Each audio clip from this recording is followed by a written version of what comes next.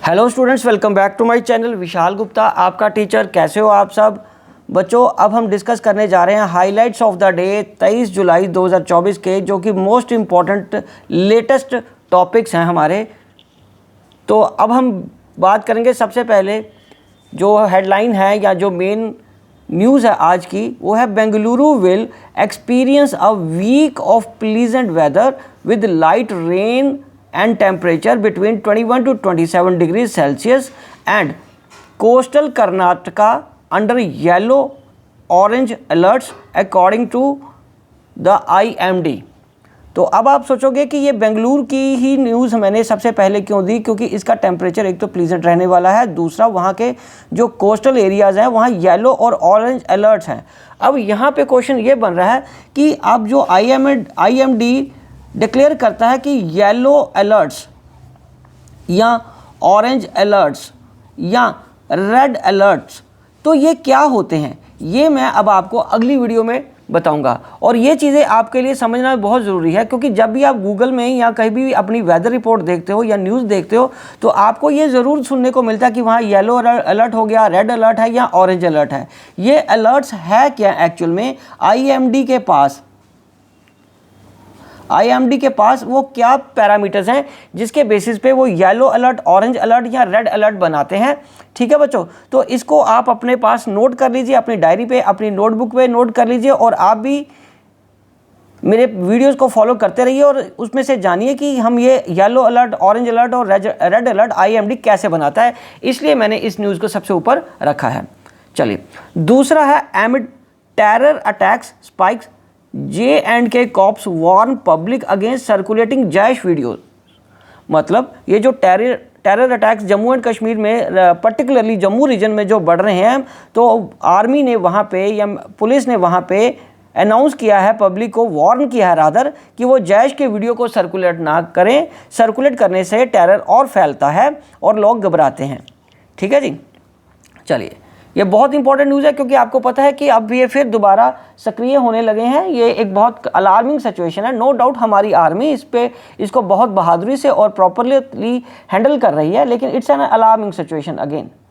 चलिए, थर्ड है हमारा, in Mumbai an unidentified driver of the Audi car fled the scene after incident and cases have been registered under him as speeding Audi rams into auto rickshaw and 4 injured.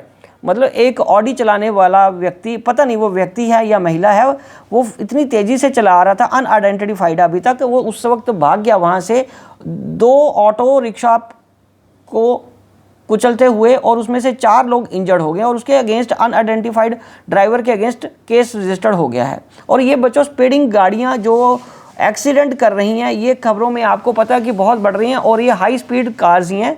ठीक है बच्चों, चलो अब हम आगे बढ़ते हैं। केरला में जो टीनएजर एक डाइड हुआ था निपाह वायरस से, उसने खाया था बैट इन्फेक्टेड लोकेलिटी में फ्रूट खाया था। तो ये किसने स्टेटमेंट दिया? ये हेल्थ मिनिस्टर ने स्टेटमेंट दी है, वीना जॉर्ज, स्टेट की, केरला की। तो बच्चों ये टीनएजर को ये जो निपाह वायरस हुआ था, जिससे उसकी डेथ हुई थी, वो उसने बैट इन्फेस्टेड एरिया में वो कोई फ्रूट खाया था, जिसकी वजह से हुई है। अदरवाइज निपाह वायरस इतना फैला नहीं है। तो ये उनका कंक्लूजन है उस स्टेट के हेल्थ मिनिस्टर का। ठीक है जी। चलिए, अब हम आगे बात करते हैं। पाकिस्तान से है, नेबरिंग कंट्री से। Pakistan strong reaction after flag removed at Frankfurt consulate in Germany.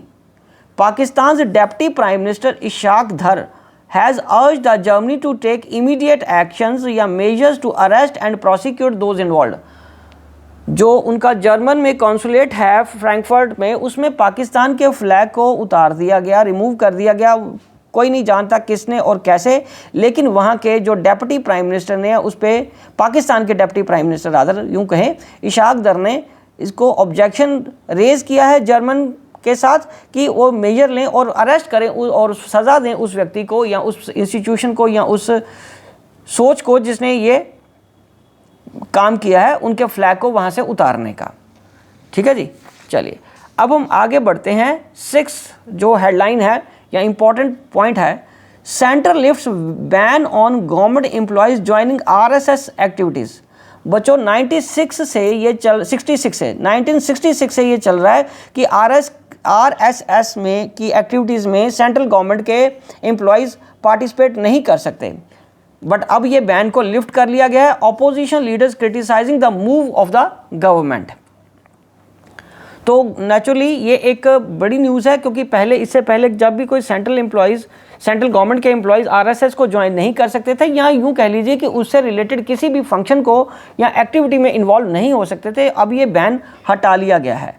तो अब आपके पास एक नोट हमारे लिए ये बन गया, एक तो मैं ये वीडियो बनाने जा रहा हूँ आपके लिए ऑरेंज, रेड और येलो अलर्ट्स को IMD के लिए, और दूसरा अब हमारे लिए एक बहुत इंपॉर्टेंट वीडियो बनेगी, वो है RSS को लेके। ये बहुत चर्चा चलती रहती है कि RSS क्या है, और ये एक ऐसी संस्था है जो बिफोर इंडिपेंडेंस से ये चल रही है। तो इसके लिए भी तैयार रहिए, मैं इसकी आपको वीडियो दूंगा जिसमें हम ब्रीफली इसमें समझेंगे कि RSS का मतलब क्या है और उसका काम क्या है, और आज तक उनका कॉन्ट्रीब्यूशन टुवार्ड्स इंडियन सोसाइटी क्या रहा है before independence and after independence. ठीक है बच्चों, तो ये अपनी डायरी में आप नोट करते जाइए। Centre denies special status demand to Bihar. तो बच्चों ये स्पेशल स्टेटस की डिमांड बिहार में हमेशा उठती रहती है। ये क्या है, व्हाट इज स्पेशल स्टेटस, ये तीसरी वीडियो का सामान मिल गया हमें, ये स्टॉक मिल रहा है हमें यहाँ पे। बच्चों ये आपके लिए उतना ही इंपॉर्टेंट है। स्पेशल स्टेटस क्यों बिहार ही क्यों मांगता है, या स्पेशल स्टेटस में ऐसा क्या चीज़ है जो सेंट्रल गवर्नमेंट किसी स्टेट गवर्नमेंट को प्रोवाइड कर सकती है। सेंट्रल गवर्नमेंट का ये कहना है कि वो बिहार वो क्राइटेरिया नहीं पूरा कर पा रहा, या नहीं करता वो क्राइटेरिया पूरा जो स्पेशल स्टेटस के लिए ज़रूरी है। तो अब बिहार को वो स्टेटस नहीं मिला, उस बजट में भी ऐसी कोई प्रोविज़न नहीं डाल रही, या ना ही सरकार ने उसको क्लियरली उसको मना कर दिया कि स्पेशल स्टेटस नहीं दिया जाएगा। बट बिहार के लोग या बिहार के नेता, बिहार की गवर्नमेंट अब ये कह रही है कि अगर आपने हमें स्पेशल स्टेटस नहीं देना तो एटलीस्ट स्पेशल पैकेज तो दे दीजिए, स्पेशल पैकेज ही दे दीजिए, जिससे हम अपने स्टेट में लोगों का ध्यान रख सकें, उनसे वेलफेयर रिलेटेड स्कीम्स को कंटिन्यू या चला सकें, और बिहार की गरीबी को काफ़ी हद तक दूर किया जाए। तो अब ये तीसरी वीडियो ये हमारे लिए बनेगी, what is special status, what it means. इसकी कॉन्स्टिट्यूशन में अगर कोई प्रोविज़न है, या सेंट्रल गवर्नमेंट ने ऐसा क्या क्राइटेरिया बनाया हुआ है, उसको हम समझेंगे। ठीक है बच्चों, चलो नेक्स्ट हम बात करते हैं कावड़ यात्रा इटरीज रो। तो ये एक बहुत ही चर्चित विषय बना हुआ है हम सबके लिए।